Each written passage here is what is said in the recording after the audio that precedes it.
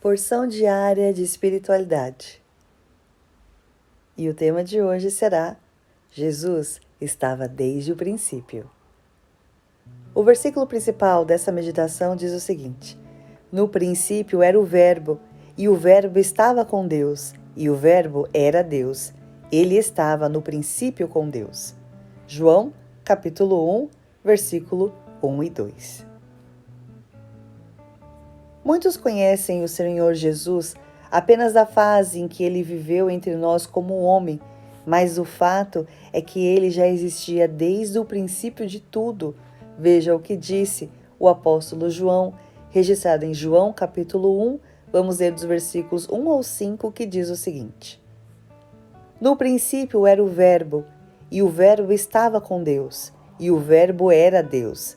Ele estava no princípio com Deus. Todas as coisas foram feitas por ele, e sem ele, nada do que foi feito se fez. Nele estava a vida, e a vida era a luz dos homens.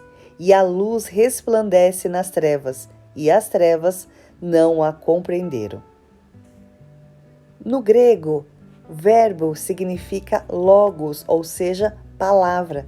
Então, podemos reler a primeira parte desse texto da seguinte maneira: No princípio era a palavra, e a palavra estava com Deus, e a palavra era Deus. Você pode estar se perguntando: e quem é a palavra? É Jesus Cristo. Ele é a palavra que estava desde o princípio de tudo, juntamente com Deus Pai. Veja abaixo mais um texto no qual cita a palavra, fazendo referência ao Senhor Jesus, registrado em Hebreus capítulo 11, versículo 3, que diz o seguinte: Pela fé, entendemos que todo o universo foi formado pela palavra de Deus.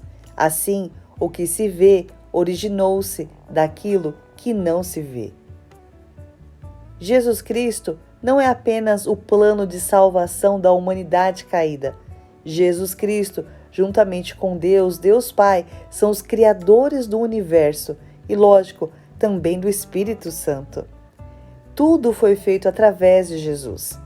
E sem ele, nada do que foi feito se fez.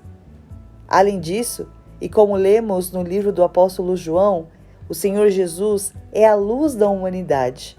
E o próprio Senhor Jesus afirmou isso sobre ele a seu respeito, que podemos ver em João capítulo 8, versículo 12, que diz: Eu sou a luz do mundo. Quem me segue nunca andará em trevas, mas terá a luz da vida.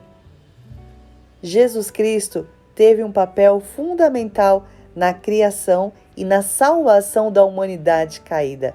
Ele é a luz que guia para a vida eterna.